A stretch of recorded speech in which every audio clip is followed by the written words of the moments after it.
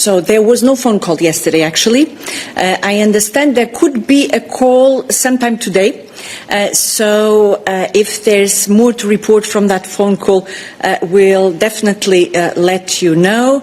Now, what I can say, and you heard it already directly from the President herself, she had been in contact with the Prime Minister-elect already on the evening of the elections on Sunday, and they agreed to cooperate closely to the benefit of Hungary, to the benefit of the whole of the EU, and as also reiterated by the President herself yesterday in her address to the press, we are engaging with the new government as of the night of the elections, but of course continue also to engage with the outgoing administration as necessary.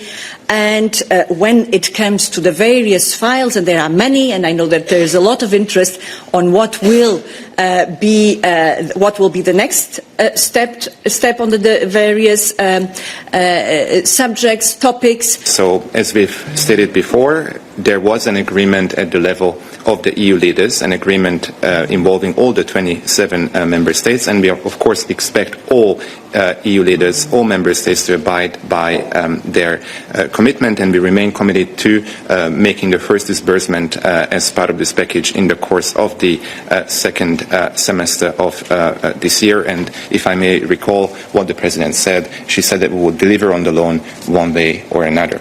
Now, important pieces of the package have already been put in place. We saw the setup of what we call the Ukraine support loan. That was one instrument, a crucial one. And also we modified the Ukraine facility. These were done already in February. And then, as I mentioned before, we've got about 3 more documents at this stage to adopt. 3, not 4, because we already adopted the Ukraine financing strategy, which allows us to set out how much we are going to provide to Ukraine, to what purposes, via which channels. Hi, Leah Hillebrand from ARD. Just a quick question. You said we remain committed to make a first disbursement in the which semester? In the course of the second semester. We're talking about Hungary, if I understand well, huh? Yeah. Okay, look, so maybe this allows me to more broadly recall how much is at stake, but of course I will speak with some limitations given that I'm not in charge of all the funding. So at the moment, around 17 billion euro are blocked. Part of this is under the cohesion policy, and part of it is under the resilience and recovery facility. We have about 7.6 billion euro under the cohesion policy blocked, and around 10.4 under the RRF. Now, if you dig into it further, you will see that the funds are blocked for various reasons. So, for example, I'm in charge of the conditionality regulation, where we have a council decision. At that time, at the end of 2022, it led to the blocking of a certain amount of money. It was around just over 6 billion euro.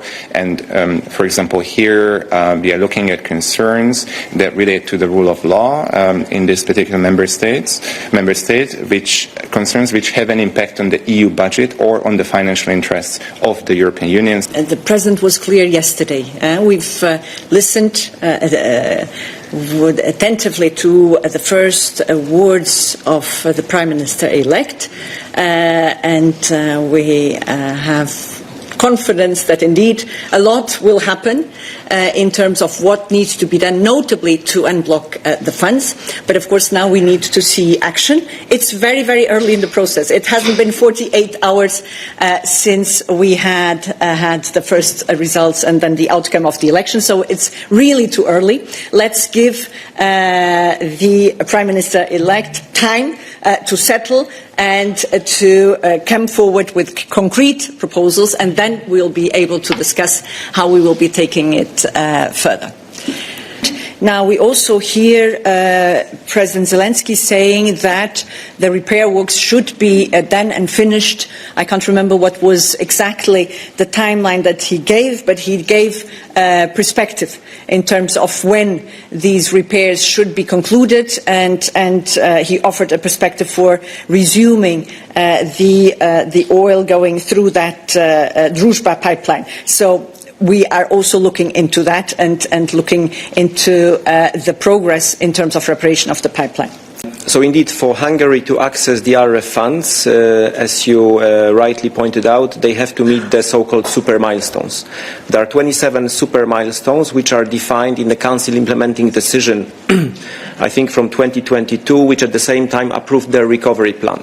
So we have these 27 super milestones, and as Balázs already mentioned, they are linked to the conditionality procedure, so to the breaches of the rule of law identified under this procedure.